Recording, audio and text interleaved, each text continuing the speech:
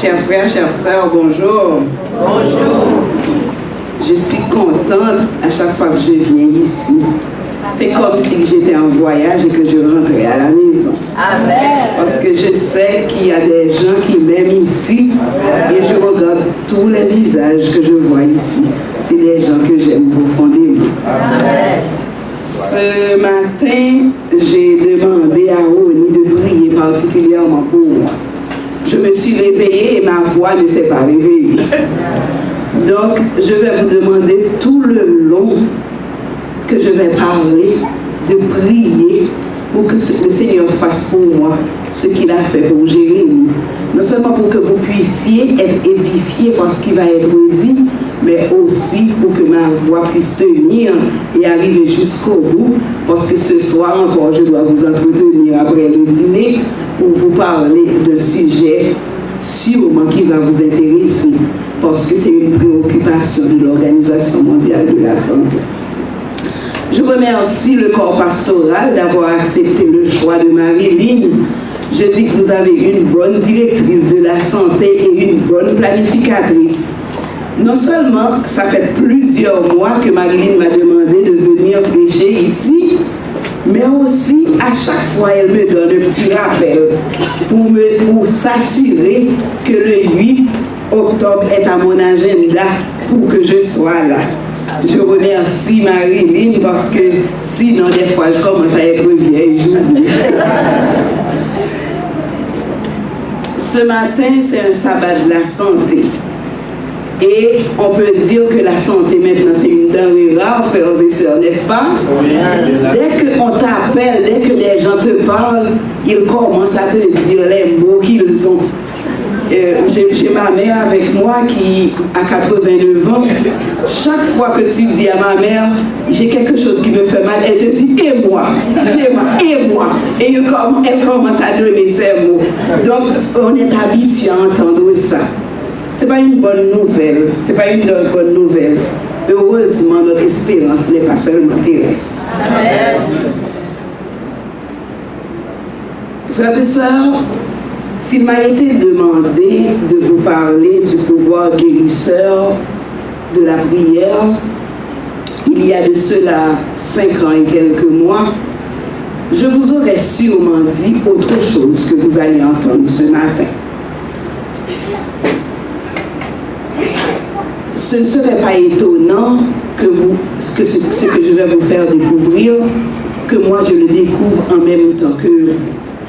Parce que depuis 5 ans et 5 mois, je fais une autre expérience avec ce Dieu saint. Je vous ai déjà demandé de prier pour moi tout le long. Mais juste avant, couvrons nos têtes. Notre Père et notre Dieu, tu nous convies chaque sabbat à venir nous prosterner devant toi pour t'adorer. Nous venons ici dans ton Saint-Temple, nous venons aussi pour voir nos frères et sœurs, pour sympathiser avec eux, partager nos témoignages. Mais nous sommes venus particulièrement parce que nous savons qu'ici tu as une bénédiction pour nous. Jamais tu ne convoques ton peuple et le renvoyer sans une bénédiction spéciale. Ce matin, nous réclamons cette bénédiction. Que ton Saint-Esprit soit avec nous, que notre prière soit agréée et que ta grâce repose sur nous. C'est au nom de Jésus que nous t'en prions. Amen.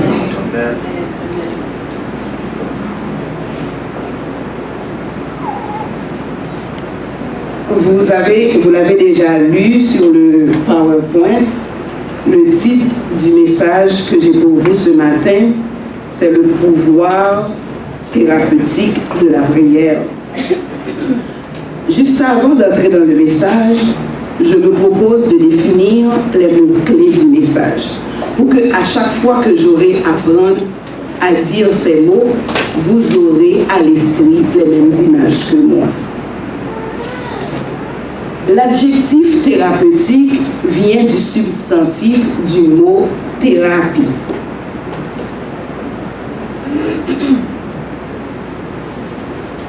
C'est quoi une thérapie? Une thérapie, c'est un ensemble de mesures appliquées par une thérapeute à une personne souffrant de problèmes de santé dans le but de guérir ou à minimiser ou à soulager des souffrances et aussi d'empêcher l'apparition de la maladie. Maintenant, voyons ce que c'est que la prière. Quand j'ai cherché la définition de la prière, je me suis dit que je suis comme un enfant en présence d'une salle remplie de scientifiques. Je me propose de définir le mot prière à des gens comme vous qui ne vivent que par la prière. J'ai souri, si vous avez ri, ça ne fera rien, parce que moi aussi j'ai fait la même chose en allant chercher la définition. Selon Wikipédia, la prière est un acte fondamental de la foi, vécu comme une action de grâce et de communion avec Dieu. Vous avez vu, j'ai souligné deux mots, action de grâce et communion. Une communion d'esprit entre Dieu et les siens. C'est Dieu le Père que le croyant prie au nom du Seigneur Jésus-Christ. Maintenant, considérons certaines déclarations qui sont faites au sujet de la prière. Nageons d'abord en terrain connu. La sœur White, dans Vers Jésus, à la page 141, a écrit « Prier, c'est ouvrir son cœur à Dieu, comme on le ferait à son ami le plus intime. »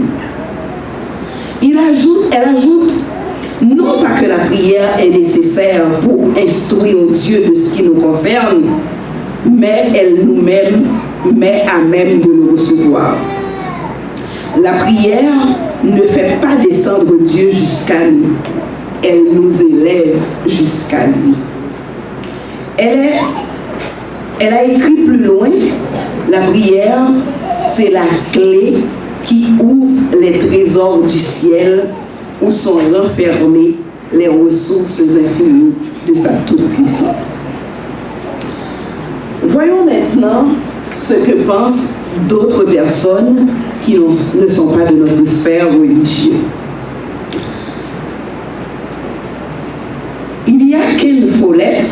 Ken Follett, c'est l'auteur britannique qui a remporté un prix très prestigieux. C'est le prix Edgar Allan Poe en 1978 pour un roman qu'il a écrit qu'on appelle L'arme à l'œil. C'est un roman très très populaire. Il a écrit dans son livre pour dire « Implorer Dieu, ce n'est pas mendier, c'est prier. » Il y a un autre auteur qui est un bourgeois protestant irlandais qu'on appelle George Bernard Shaw. Il a dit « Les gens communs, les gens comme vous et moi, ne prient pas, ils mendient. » Et je vais l'approfondir un peu plus loin. Est-ce que ces déclarations sont totalement dénuées de sens? Nous y reviendrons. Maintenant, si nous paraphrasons en fonction des deux définitions que nous venons de donner, si nous paraphrasons maintenant pour donner une définition à ce que nous appelons la prière thérapeutique.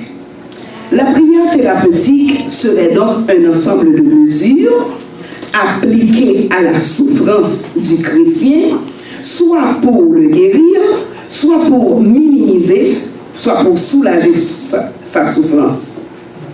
Donc, ce serait donc cette prière qui est appliquée pour celui qui prie ou pour celui pour lequel on prie.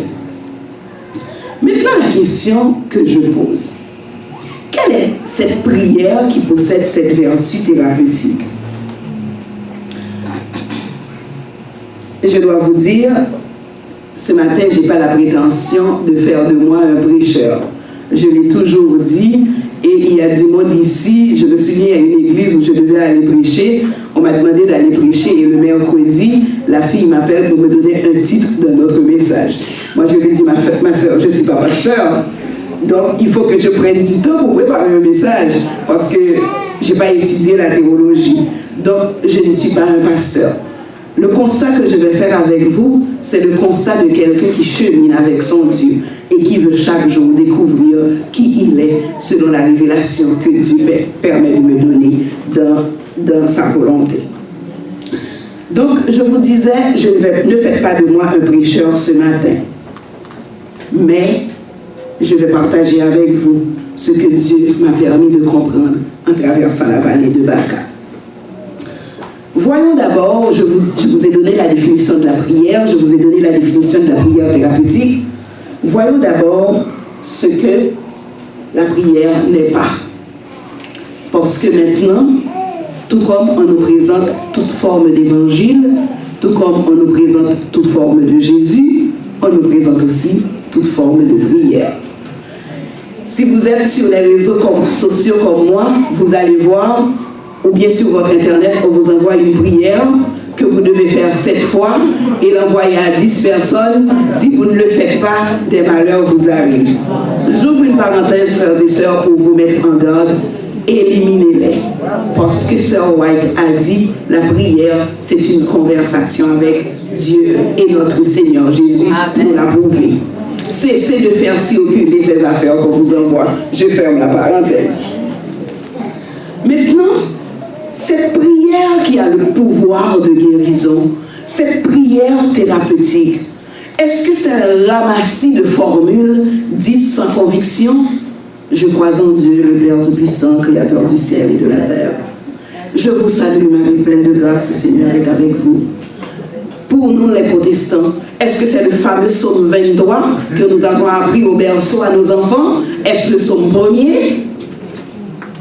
Est-ce que pour les plus fervents, est-ce que c'est ce cocktail que nous faisons, 3 psaumes, 3 prières, 2 prières à genoux, 3 prières debout? Est-ce que c'est cette prière que nous faisons à minuit? Si on le fait à minuit 5, si on le fait à minuit moins 5, ça ne marche pas. Est-ce que c'est cette prière qui a le pouvoir de guérison, frères et sœurs? Est-ce que c'est cette prière, quand nous la faisons, que nous formulons comme un ordre que nous donnons à Dieu, comme si Dieu était un soldat à notre service? S'il répond à nos prières, nous lui donnons une grade. S'il ne répond pas, il est dégradé. Est-ce que c'est cette prière qui a le pouvoir thérapeutique? Je l'ai déjà peut-être dit ici, je le redis encore.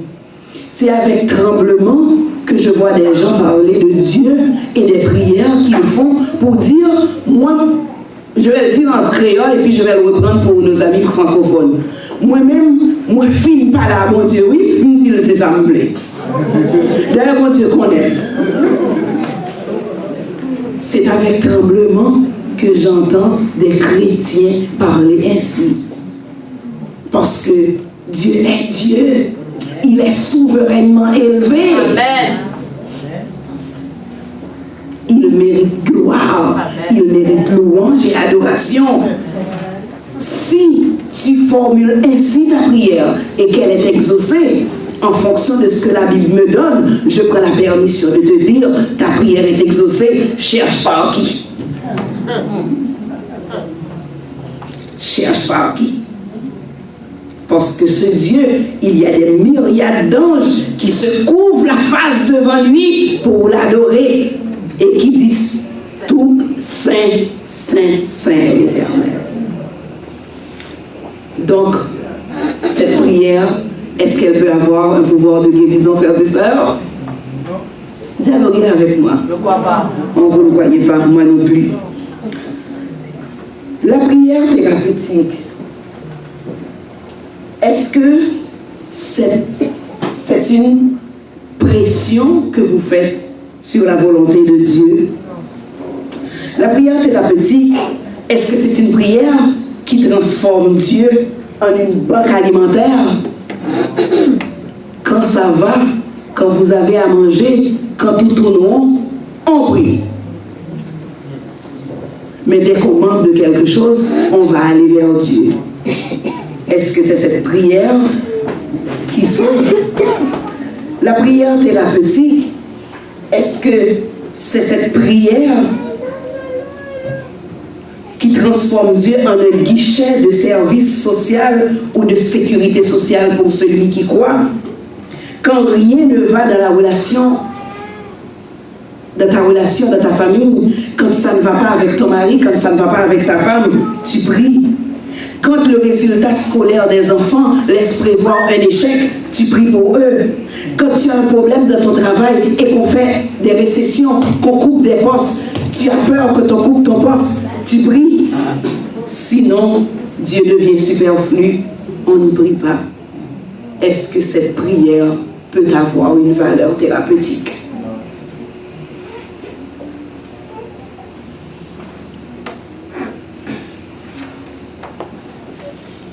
Frères et sœurs, la prière, pour exprimer ses vertus thérapeutiques, doit être un cœur à cœur avec ce Dieu qui nous aime et de la main duquel nous sommes un instrument.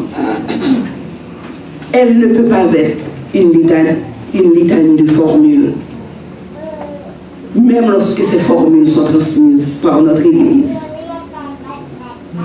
Même lorsque ces formules sont transmises par nos parents, même lorsqu'elles sont transmises par les grands théoriciens, par les grands directeurs de conscience. La prière qui apporte la guérison, frères et sœurs, va au-delà de tous ces éléments. Comme Jésus, notre modèle, nous a donné l'exemple. Dans Jean chapitre 17, je vous donne ça comme devoir. Rentrez chez vous, on n'a pas le temps de tout lire. Rentrez chez vous, marquez-le, rentrez chez vous et allez lire Jean chapitre 17. Comment Dieu, Jésus nous a montré comment il faut prier. Quand Jésus prévoyait, frères et sœurs, toute la souffrance qui allait le conduire jusqu'à la croix, il ouvrit son cœur à Dieu. Face à cette grande détresse, cette souffrance morbide, ce court moment de dépression, c'est de ça que nous allons parler cet après-midi. D'aucuns diraient qu'il semble que Jésus voulait se rétracter. Il voulait déclasser ce dossier que lui, avec Dieu, ils ont conçu depuis la création et que si l'homme a péché, voici ce que nous ferions. Et face à la croix, face à cette image, Jésus a crié, Père, s'il est possible que cette coupe s'éloigne de moi. Heureusement, Dieu n'a pas exaucé cette prière. Sinon, vous et moi, nous ne serions pas là. Et cela m'a apporté un élément. Ce qui compte de la prière qui guérit, c'est aussi la volonté de notre Dieu. Amen. Et ça encore, nous allons l'approfondir plus loin. Cela me porte à faire cette réflexion.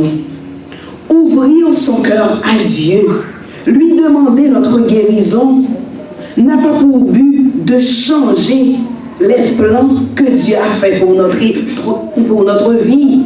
Car il est écrit dans sa parole, je connais les projets que j'ai formés sur vous, projets de paix et non de malheur, afin de vous donner un avenir et de l'espérance. Frères et sœurs, on nous a fait croire trop souvent, ou par des non-dits, ou par une théorie pour bien vouloir rentrer des gens dans l'église, demandez à Dieu tout ce que vous voulez, il va vous le donner. C'est pas ainsi que ça marche. Il l'aurait fait pour son fils Jésus, n'est-ce pas? C'est pas ainsi que ça marche. C'est la volonté de Dieu. Et nous allons voir cet après-midi ce qui cause le plus de maladies mentales. C'est parce que les gens sont déséquilibrés. Ils veulent prendre tout sur eux. Les hommes particulièrement veulent être des surhumains. C'est Hollywood qui a créé Superman. En dehors de Jésus, il n'y a pas de Superman. Nous sommes tous des créatures de Dieu qui sont soumises à sa volonté. Et tout ce qui s'accomplit dans notre vie découle de la volonté de ce grand Dieu. Amen. En voyant l'exemple de Jésus, nous reconnaissons que la prière thérapeutique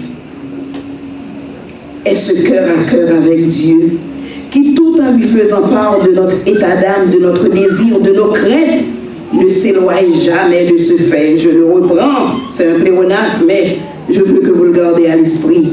Sa volonté qui s'accomplit, c'est la volonté de Dieu qui procure sa paix.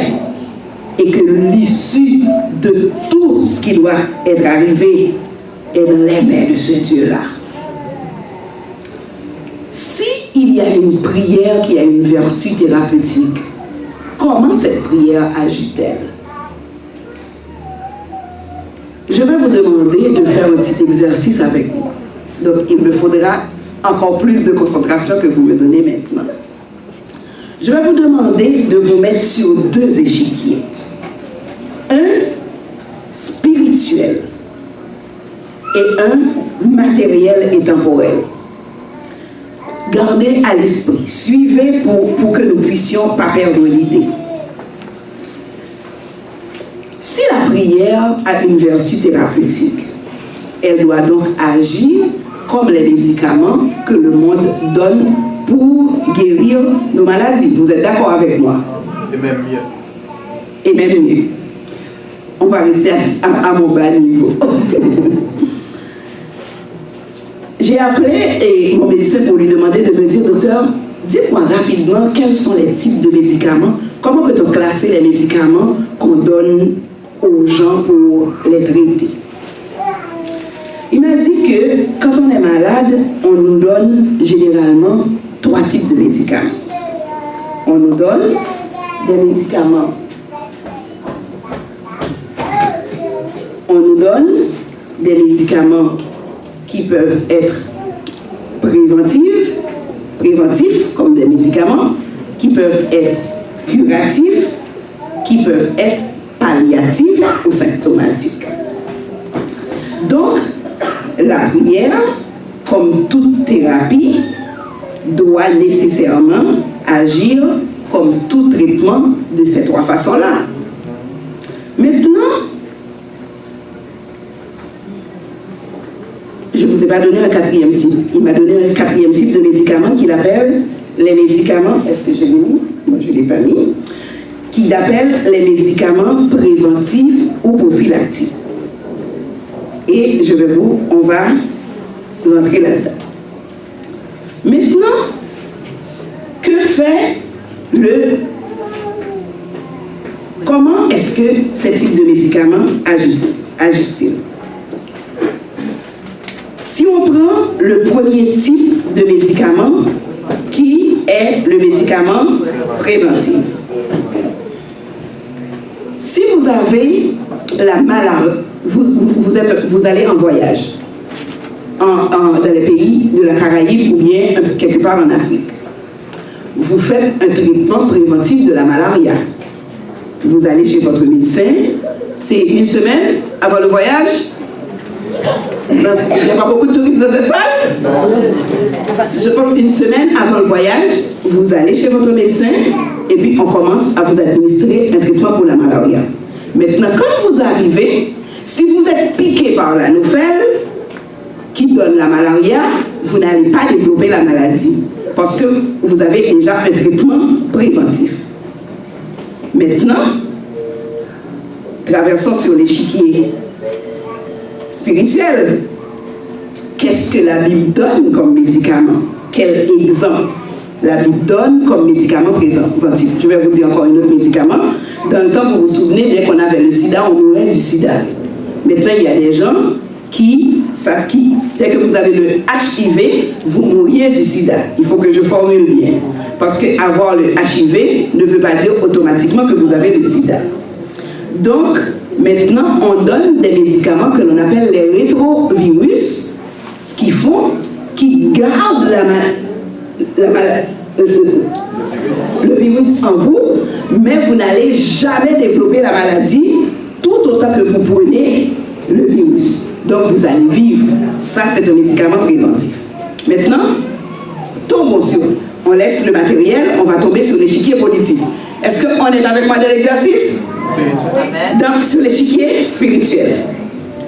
Comment la prière agit-elle et quels sont les exemples que la Bible nous donne? Ouvrez votre Bible avec moi. dans Luc chapitre 22.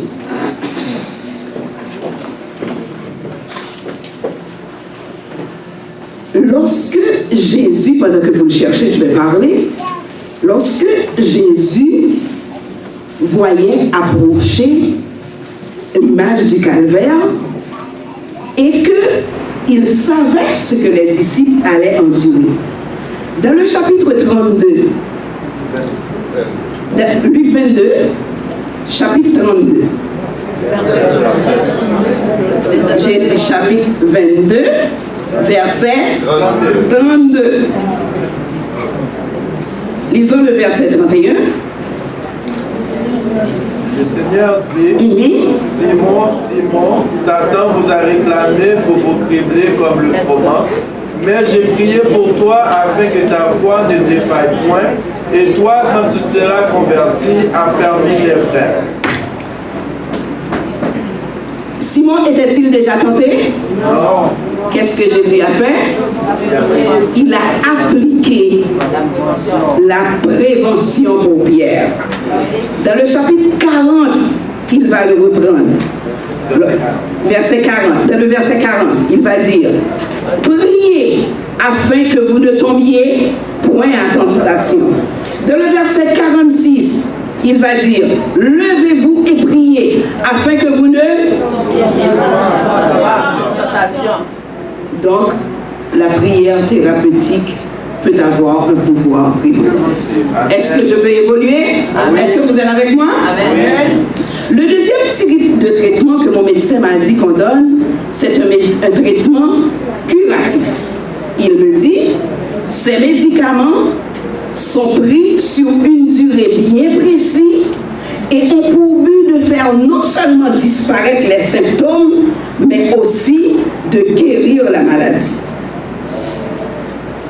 Est-ce que je dois reprendre? Non? Continue. Exemple. Si vous avez une infection bactérienne, qu'est-ce qu'on fait?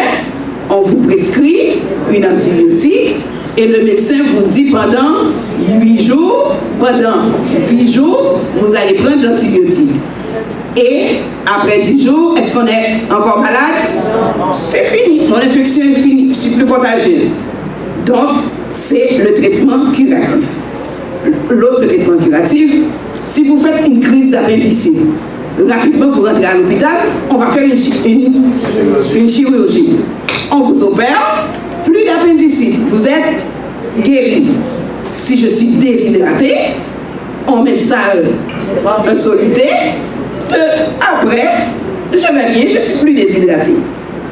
Maintenant, sur l'échiquier spirituel, comment Jésus, comment la prière, comment l'intervention peut-il être curatif? La femme atteinte de la perte de sang a vu Jésus, il a touché la robe de Jésus, automatiquement elle a senti la transformation, elle s'est sentie guérie. L'aveugle Bartimée a crié: Jésus, fils de David, sauve-moi. Qu'est-ce qui est arrivé? Bartimée a recouvré la vue automatiquement. La fille, le serviteur du centenier, qu'est-ce que Jésus a dit au centenier? Ta foi t'a sauvé. La belle-mère de Pierre, Jésus est rentré, il lui a imposé la main et la Bible nous dit, j'aime la suite, elle s'est levée et elle a commencé à les servir. Donc, la prière, frères et sœurs, n'est pas obligée d'être une litanie pour nous sauver. Jésus, sauve-moi. Si tu te mets dans une communion avec ton Dieu, tu t'installes et tu dis: Seigneur, dans cette chambre, c'est toi et moi. Tu n'as pas besoin de parler. Dieu connaît ton cœur. Le Saint-Esprit transforme nos soupirs et l'Éternel va nous guérir. Avant de vous parler du troisième type de traitement, je vais mettre un petit bémol. Je vais mettre un bémol parce que quand comment est-ce que je peux dire ça? Nous ne vivons pas une relation avec Dieu. Quand nous ne cherchons pas à connaître Dieu dans sa parole chaque jour, quand nous ne nous mettons pas en position pour avoir la révélation de Dieu, on nous dit n'importe quoi et nous croyons n'importe quoi. Nous allons répéter comme les gens qui disent il est écrit dans la Bible et toi le ciel est là. Et nous n'allons pas trouver les versets. On nous dit dès que tu as quelque chose qui t'arrive, c'est parce que tu n'as pas prié. Tu ne pries pas assez. C'est parce que tu n'as pas la foi. Parce que si tu avais prié, si tu avais la foi, Dieu t'aurait exaucé. Et les trois exemples que je viens de donner comme prière curative, on dirait que le pouvoir thérapeutique de la prière ne s'arrêtait qu'ici. Et nous oublions qu'il y a d'autres traitements qui sont appliqués.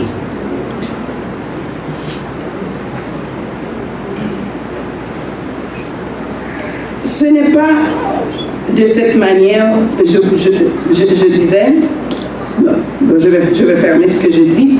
Donc, quand nous prions, comme on nous le dit, prie et Dieu va t'exaucer, que ça n'arrive pas, ça baisse notre estime de nous-mêmes. Notre estime de soi prend un coup.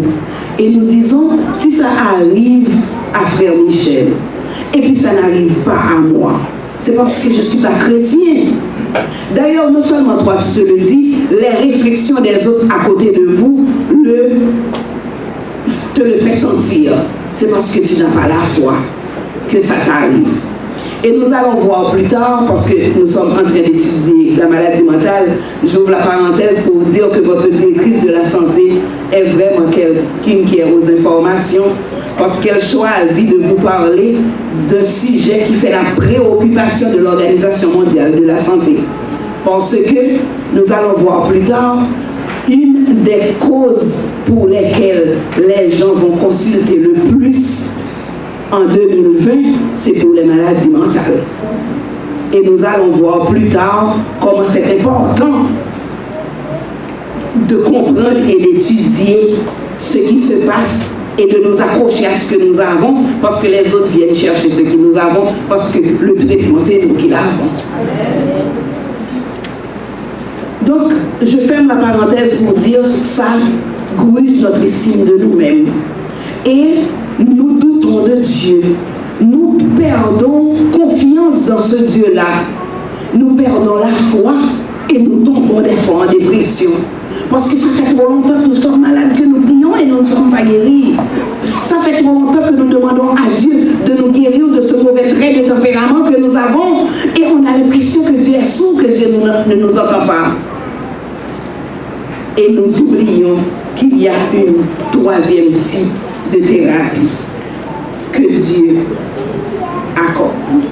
Cette troisième type de thérapie, c'est ce qu'on appelle le type de traitement qu'on appelle le traitement symptomatique. C'est là. Elle consiste à administrer des médicaments agissant sur les symptômes. Je ne me souviens pas d'avoir vu. Elle consiste à administrer des médicaments agissant sur les symptômes, des manifestations subjectives d'une maladie et de processus pathologiques. Je m'explique. Si vous êtes asthmatique, vous n'allez pas trouver un médicament pour enlever l'asthme en vous. Vous allez avoir vos pompes de cortisone ou d'autres types de produits chimiques. À chaque fois que vous allez avoir une crise, vous allez prendre votre pompe et la crise va passer. Quand la crise passe, vous n'êtes pas guéri de votre asthme autant, parce que ça peut revenir. C'est la même chose pour moi-même qui souffre de l'hypertension artérielle. On ne m'a pas donné un médicament pour me délivrer de l'hypertension artérielle. Mais chaque matin, je dois prendre mon hydrochloride. Et puis, à chaque fois que je le prends, ça garde mon niveau de tension, mon taux de tension stable. Merci, Miss. Donc, ça guérit les symptômes. Et Au désespoir de tout le monde, je pense que c'est le type de traitement que Dieu aime le plus. Et nous allons voir pourquoi. Ce type de traitement dans la Bible est appliqué à Jésus, à Gethsémani. Nous l'avons lu. À Gethsémani, quand Jésus a demandé à Dieu, il a vu que son âme était triste, il a dit à ses disciples que son âme était triste, triste jusqu'à la mort. Et nous allons voir plus tard dans la définition de la dépression, c'est cette tristesse morbide qui nous enlève tout goût de vivre, qui nous bloque, qui enlève toute activité de nos muscles. Jésus était triste à ce stade-là. Dieu n'a pas étoilé la coupe qui était la cause de la tristesse de Jésus. Dieu a envoyé des anges pour le conforter. Nous allons voir que Dieu a accompli cette thérapie à Élie. Lorsque Élie fuyait face à Jézabel, que Élie est allé se réfugier dans une grotte, Dieu n'a pas enlevé la rage de Jézabel de tuer Élie, mais il a nourri Élie. Il lui a nourri avec du pain que les anges lui ont apporté et il lui a donné la force et il a marché 40 jours après. On peut prendre l'exemple de Paul avec son œil. Paul a dit, j'ai prié combien de fois? Combien de fois? Pour demander à Dieu la même chose. Ce Paul qui avait le pouvoir de ne pas être empoisonné. Ce Paul qui avait le pouvoir, vous savez tout ce qui est arrivé à lui. Mais quand il a prié, qu'est-ce que Dieu lui a dit? Ma grâce te suffit. Non seulement la grâce de Dieu, frères et sœurs, quand nous vivons ces maladies et qu'il applique cette thérapie symptomatique, non seulement cette grâce nous suffit, mais notre maladie nourrit ce contact constant avec Dieu. Elle devient une source de surabondance de sa grâce. Comme dans le cas de Paul, la prière va nous permettre de maintenir une constante relation avec notre Dieu, une dépendance avec ce Dieu. Amen. Ces derniers traitements dérangent, frères et sœurs. Ces traitements dérangent.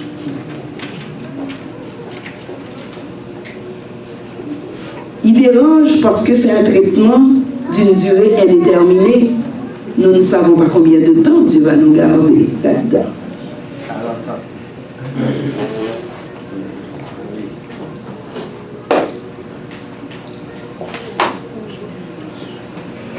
Car nous sommes certains d'une chose au moins. Tu as dit 40 ans. Moi, je suis certaine d'une chose, que je prendrai l'hydrochloride jusqu'à ce que je rentre dans la tombe. On va le faire tout le long de notre vie. Autant que je suis dépendante de ce médicament, autant que quand Dieu nous garde, nous administre ce médicament, nous devenons dépendants de lui. Le but premier de cette prière thérapeutique, symptomatique, est de nous maintenir toujours en contact avec notre Père, notre Créateur, notre Sauveur, notre Pourvoyeur.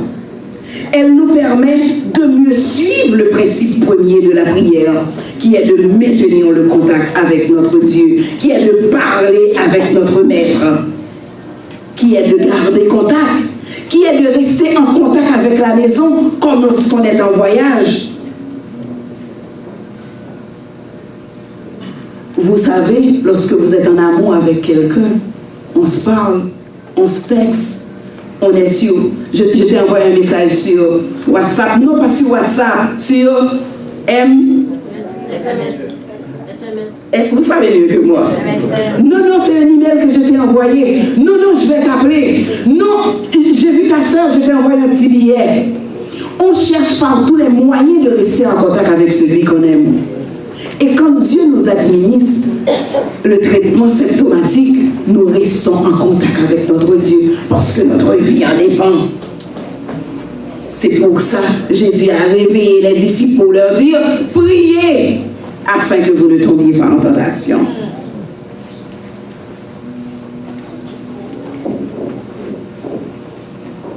on prie, on ne prie plus pour obtenir de Dieu ce que nous voulons, mais nous prions pour devenir ce que Dieu veut que nous soyons. Amen. Est-ce que je vais reprendre? Oui. La prière thérapeutique, quand on prie, on ne prie pas pour demander à Dieu ce que nous voulons, mais nous prions pour devenir ce que Dieu veut que nous soyons. Si Dieu ne guérit pas toujours quand nous prions pour nos maladies, je peux vous dire qu'il donne toujours un médicament, qu'il applique toujours sa consolation. Vous savez comment le livre de Jérémie, vous avez lu, je pense qu'on a eu même un questionnaire qui a traité de Jérémie, est un livre dur. Et c'est dans ce livre, dans les Lamentations de Jérémie, que nous trouvons le verset qui donne plus de courage aux chrétiens. De Lamentation 3, verset 22, il est écrit « Les bontés de l'Éternel ne sont pas épuisées. Ses compassions ne sont pas à leur terme. Elles se renouvellent chaque matin. Que ta fidélité est grande. » Comme nous allons le voir plus tard, l'une des causes de la dépression est la pression sociale.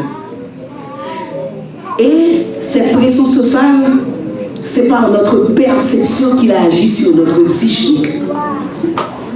Et quand nous prions, quand nous restons en contact avec notre Dieu, il élargit notre champ de vision.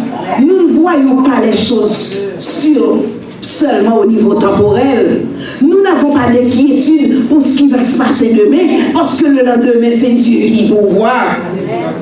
Dieu sensibilise notre cœur. Il élève notre âme. Il nous élève au-dessus du matériel pour nous faire voir avec les yeux de l'esprit ce que l'humain charnel ne peut pas comprendre. Sa grâce. Sa grâce qui nous suffit. Car si Dieu ne nous promet pas toujours de nous guérir de nos maux, il nous promet toujours de nous couvrir de sa grâce. Dans Matthieu 28, verset 20, il est écrit « Je suis avec vous tous les jours. » Frères et sœurs, ce matin, je ne peux pas faire écho à cet évangile qui nous est toujours prêché. Je ne vais pas vous dire, dès que vous avez quelque chose, priez, Dieu va vous exaucer. Je ne peux pas vous le dire, parce que l'exemple de Jésus me dit non. L'exemple de Paul me dit non. Et j'ai un exemple dans ma tête qui crie plus fort. C'est ce que j'ai vécu le 3 juin 2011. Frères et sœurs, lorsque mon mari a eu sa crise cardiaque à l'urgence de l'hôpital de la Cité de la Santé, après quelques minutes de réanimation, il a été transféré en hémodynamie. J'ai crié à Dieu. Je savais que Dieu allait le sauver. Parce que ce Dieu savait que je ne pouvais pas vivre sans cet homme. Puisque je savais, comme on dit, puisque je savais qu'il savait. Donc je savais qu'il allait le guérir. Donc j'ai crié. J'ai crié pour moi. J'ai crié pour moi, j'ai dit à Seigneur, pendant 26 ans, je ne connais que cet homme. Je suis sa fille aînée. Je suis un enfant d'ailleurs. À chaque fois, il me posait la question, si fille qu'il aura grand monde. Parce que j'étais son enfant. J'ai dit pour moi, Seigneur, pendant 26 ans, je connais que cet homme, sauve-le pour moi. Après, j'ai dit, Seigneur, si tu ne veux pas le sauver pour moi, sauve-le pour mon fils qui a 16 ans. À 16 ans, un adolescent a besoin de l'image de son père pour parfaire son caractère. C'était un enfant difficile. Pour le Seigneur, sauve-le. Il ne m'a pas exaucé. J'ai dit, Seigneur, sauve-le pour sa fille. Ma fille disait que son père était son héros. Sauve-le, Seigneur. Sauve-le pour elle. Il ne m'a pas exaucé. Ma mère, qui est dans cette salle, a développé une relation avec mon mari, que mes enfants me demandaient toujours, « Mamie, est-ce que Wawa c'est ta mère ou la mère de papi ?» Parce que c'était sa mère. Sauve-le pour ma mère. Comment est-ce que je vais dire à ma mère que mon mari, que son fils est mort? Il ne m'a pas exaucé. Mon mari était très impliqué dans son église. On vivait dans une église qui avait des problèmes. Et cet homme, de par sa formation de gestionnaire, de par son amour avec Dieu, de par sa relation avec Dieu, voulait changer cette église. Sauve-le pour cette église, pour cette assemblée qui a besoin de lui. Il ne m'a pas exaucé. J'ai dit, Seigneur, mais sauve-le pour lui. C'est ton serviteur. Il t'aime. Il ne m'a pas exaucé. Et j'ai crié comme Ésaïe l'a fait, dans Ésaïe 45, verset 15. Tu es le Dieu qui te cache, Dieu d'Israël, sauveur. J'ai crié, j'ai pleuré, j'ai lamenté. Il ne m'a pas exaucé.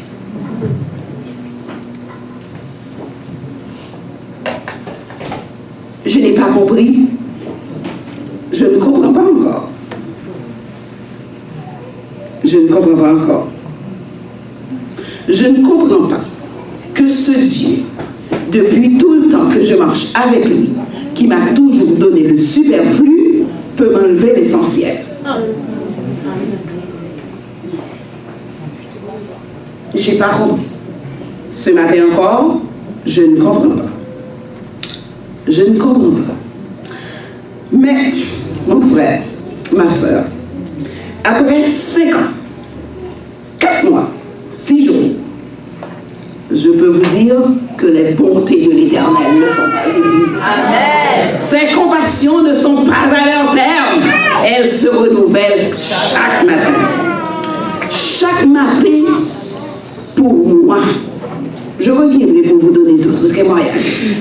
Ce Dieu que je servais parce qu'il était le Dieu que ma mère m'a donné depuis que je suis née. Ce Dieu que je servais parce qu'il était le Dieu de mon mari s'est révélé personnellement à moi. J'ai appris à le découvrir. Et chaque jour, il applique un traitement symptomatique à mon mal. Amen. Ce Dieu m'a fait grandir. Ce Dieu m'a fait le connaître. J'avais de l'inquiétude pour mon adolescent qui était rebelle. Dieu m'a donné un montant. Amen. Un jeune homme qui a 21 ans ne va pas traverser la porte sans me dire, mamie, est-ce que je peux? Amen. Moi qui ne savais pas ce que ça voulait dire, le mot budget, je vous l'ai dit, et une fois que j'ai prêché ici, que mon mari disait que j'avais un problème de français, parce que dès que j'avais de l'argent, c'était pour dépenser. Eh bien, j'ai appris, le Seigneur m'a appris. J'ai réalisé des choses que jamais je pensais pouvoir réaliser, frères et sœurs. Et le Seigneur a pourvu, jusqu'à ce qu'aujourd'hui je suis obligée de dire aux gens que je n'ai pas d'argent. J'ai tellement l'air, je mène tellement un train de vie d'une personne qui a de l'argent. Dieu a pourvu, ses compassions se lèvent avec le soleil chaque matin. Dieu guérit nos maux. À chaque fois que je venais à l'église, j'avais toujours les larmes aux yeux. David dit, venons. Comment David nous demande de venir adorer Dieu? Avec des cris de joie. Et moi, j'étais toujours en pleurs. Ce Dieu-là ne m'a pas redonné la miel, mais il a séché les pleurs de mes yeux. Aussi, je comprends une chose, frères et sœurs. C'est que Dieu est Dieu, que son amour est plus fort que la mort, et qu'aujourd'hui, pour vivre et pour mourir, sa grâce me suffit. Amen. C'est ce Dieu qui mérite louange, c'est ce Dieu qui mérite adoration. Ne laissons pas les problèmes de ce monde nous empêcher de voir notre Dieu. Ce Dieu-là est capable de le guérir. S'il lui plaît que tu vives avec ton mal, vis avec ton mal, sa grâce te suffit. Amen. S'il lui plaît de te guérir, il te guérit. Donne-lui gloire, parce que comme Jésus, il peut le faire. Amen. S'il veut aussi t'administrer un médicament sur une longue période, il va le faire. Il est capable de le faire. Mais n'oublie jamais une chose, ta relation avec Dieu n'est pas négociable. Amen. Frères et sœurs, je vais m'asseoir. j'ai lu un article qu'un médecin anglais a écrit cette semaine, j'en parlerai un petit peu dans l'exposé cet après-midi, où à chaque fois qu'il avait un patient qui était malade et qu'il allait soigner le patient parce que lui il est pneumologue et qu'il savait avec la radio et les examens à combien de temps qu'un malade pouvait prendre pour mourir. Et il avait un monsieur qui était très malade, il lui disait qu'il n'y avait plus rien dans le poumon de ce monsieur-là. Il ne savait même pas comment est-ce que ce monsieur pouvait pouvait respirer.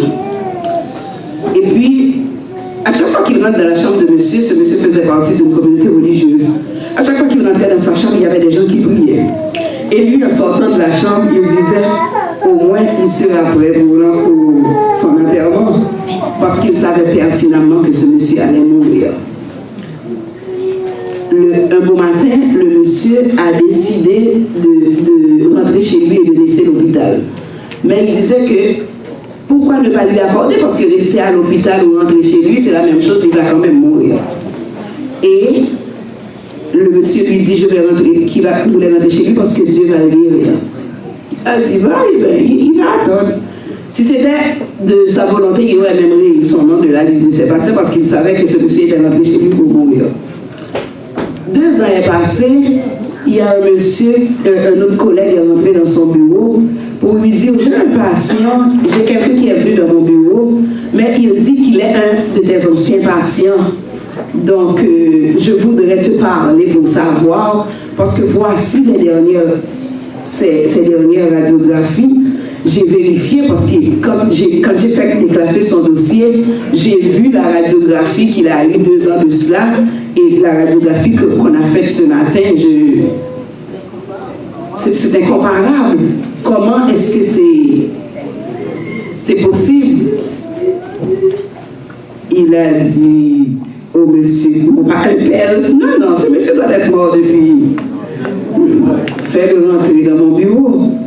Et quand il est rentré dans le bureau, le médecin lui a dit, mais avant il faut que je vous dise que l'autre, l'actuel médecin qui recevait le patient lui a dit, le médicament que tu lui as administré a progressé énormément. Donc dis-moi ce que tu lui as donné pour que lorsqu'on ait d'autres patients qui ont le même cas, on puisse lui administrer ce même médicament. Il a dit médicament. C'est là qu'il a pensé, il dit, c'est peut-être la prière. Et quand il a fait rentrer le patient, il a expliqué quand il est rentré chez lui, le groupe de personnes a continué à aller prier chez lui et maintenant il est complètement guéri.